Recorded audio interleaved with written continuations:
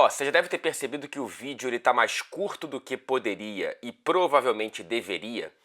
E eu vou explicar rapidamente o porquê, que é muito simples. Eu tenho um trem para pegar daqui a pouco, o último trem que sai de Manchester em direção a Londres neste domingo, porque eu vou cobrir o Arsenal na Liga dos Campeões, então eu tenho que chegar lá e eu tô na correria aqui. Por isso, eu vou falar menos do que eu gostaria desse jogo e vou deixar o complemento da rodada, vou falar de Arsenal, de Tottenham, de Manchester United, enfim, para um vídeo que provavelmente publicarei no fim do dia de amanhã, tá? Então, esse vídeo aqui, ele é mais curto do que eu gostaria e ele fala exclusivamente de Liverpool 1, Manchester City 1 em Anfield. E eu já vou tirar logo o elefante da sala, tá? Foi pênalti. Foi pênalti. Na hora do lance, eu fiquei na dúvida. Eu percebi que o Doku ele foi muito hesitante, ele foi pouco maduro numa bola que ele deveria ter zerado antes de esperar quicar, e depois ele foi afobado e imprudente. Mas eu não tive a sensação imediata de pênalti, eu tive a sensação imediata de dúvida, que desapareceu depois que eu fui vendo os replays. O torcedor do Liverpool tem razão em reclamar mais uma vez nesta Premier League, tá? A arbitragem estava muito bem até o último lance e que eu considero um erro, portanto, contra o Liverpool e a favor do Manchester City. Uma frustração com a arbitragem em cima de uma frustração com o resultado, imagino eu, né, para o torcedor do Liverpool, porque pelo que foi o jogo, o Liverpool perde 2 pontos e o Manchester City soma 1.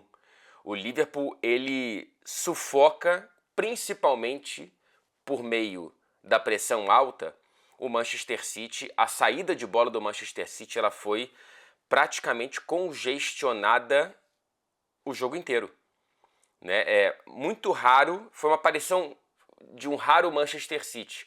Um Manchester City acuado, um Manchester City que erra muito passe. O acerto foi de 81% em comparação, por exemplo, contra o Manchester United, que foi de 92%, e esse 81% é abaixo da média do Manchester City. O De Bruyne teve um acerto de passes na casa dos 64%, o que é muito, muito, muito baixo para a média dele, mesmo que ele seja um cara que arrisque bastante, e por isso a média não é tão alta como, sei lá, do Rodri, mas são números que vão trazendo pistas do que deu errado no jogo do Manchester City e do que deu muito certo, né, no jogo do Liverpool, que fez o Manchester City, portanto, ser um time nervoso, né, que se assemelhou àquele que perdeu, e perdeu mesmo, partidas com toda a razão, derrotas justas contra Arsenal e Aston Villa. Foi um City um pouco melhor do que o daqueles 2 jogos que eu estou citando aqui. Consegue colocar uma bola na trave no segundo tempo. Eu só cito uma porque a do Foden eu acho que teria o toque na mão e, portanto, o lance seria invalidado. Mas, enfim, teve algo aqui e outro ali, com exceção dos 10 minutos iniciais e dos, talvez, 5 finais, que o City conseguiu colocar a bola no chão e respirar um pouquinho.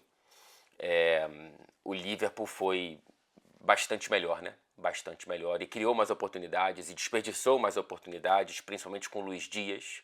O Darwin, que não fez um bom jogo, o Darwin, que foi muito participativo, mas muito impedido, o que é uma falha no jogo dele, né? E mais uma vez hoje ficou muito flagrante.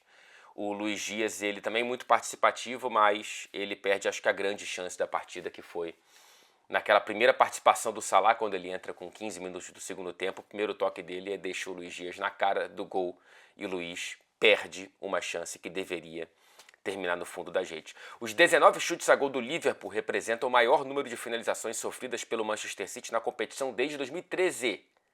Portanto, o maior na Premier do City de Guardiola. O maior do confronto entre Klopp e Guardiola no Liverpool e no Manchester City.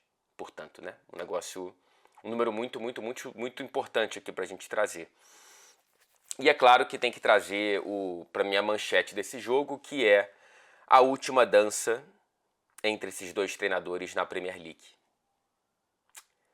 É complicado, né, cara? Não sei se a Copa da Inglaterra vai trazer um confronto, isso será respondido no próximo fim de semana. O City enfrenta o Newcastle em casa, o Liverpool visita o Manchester United em Old Trafford.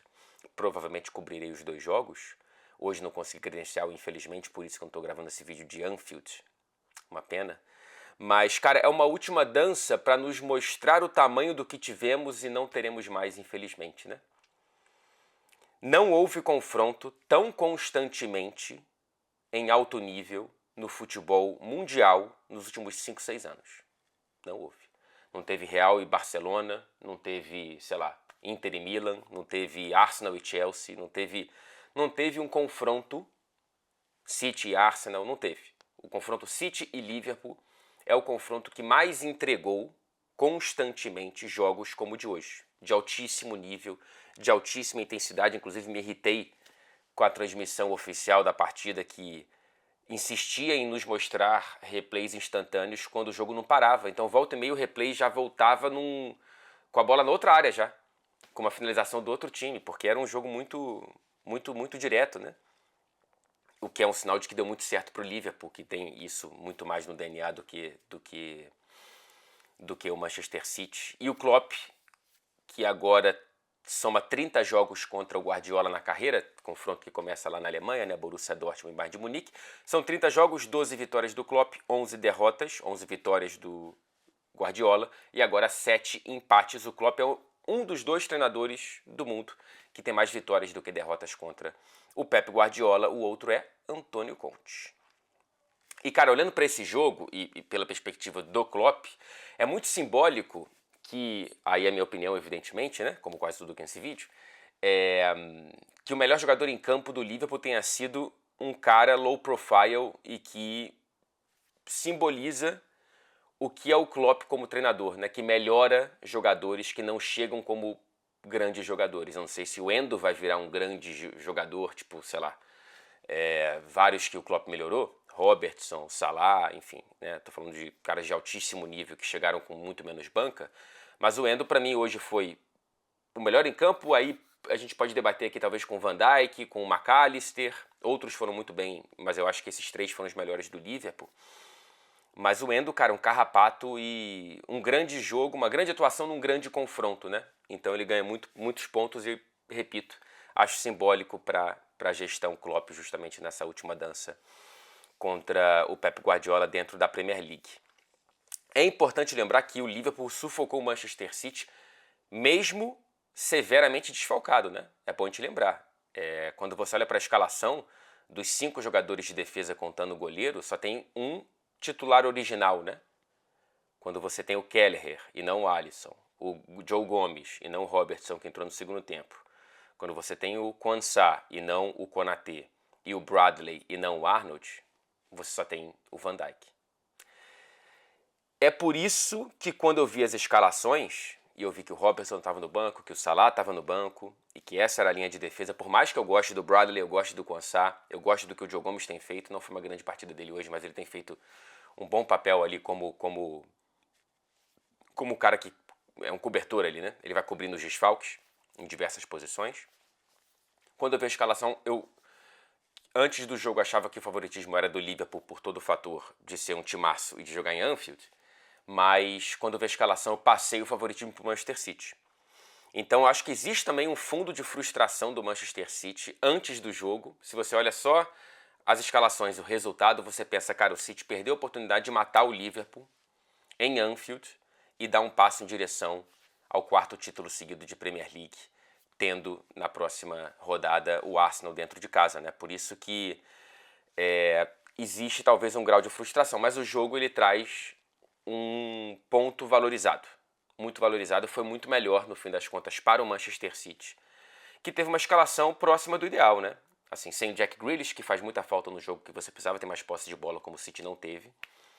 Mas foi muito próximo disso, né? Tirando o Grealish, você pode debater aqui se você prefere Rúben Dias no lugar do Akanji, enfim. Mas era um City com as principais armas ali. Em Anfield, são agora 9 jogos entre os 2 treinadores, uma vitória do City, portanto, e foi sem torcida durante a pandemia, 5 derrotas e 3 empates. No fim das contas, melhor para o City e principalmente para o novo líder da Premier League, Arsenal. E na próxima rodada, repito, teremos City e Arsenal no Etihad Stadium daqui a 2 semanas, no fim de semana, no fim de março. Portanto, É isso, minha gente. É muito mais curto do que eu gostaria, infelizmente, mas eu tenho que correr para pegar o trem. Então não tem muito mais. Eu trouxe o que eu achei principal aqui, tá? Talvez do lado do City. Ah, tá. Posso dividir aqui uma frustração. Eu gostei da partida do Walker, acho que foi o melhor jogador do City. O que eu menos gostei foi o Álvares, cara. O Álvares, eu acho que a partida dele foi tão ruim que ele comprometeu a atuação coletiva do Manchester City. Eu acho ele muito fora do tom. Muito abaixo mesmo. Muito abaixo.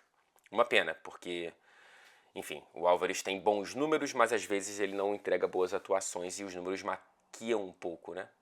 Essa situação. É isso, rapazes. Se tudo der certo, amanhã eu volto com um vídeo analisando outros resultados desta rodada, inclusive o do novo líder da Premier, o Arsenal, que venceu o Brentford com Kai Havertz. Tchau, tchau.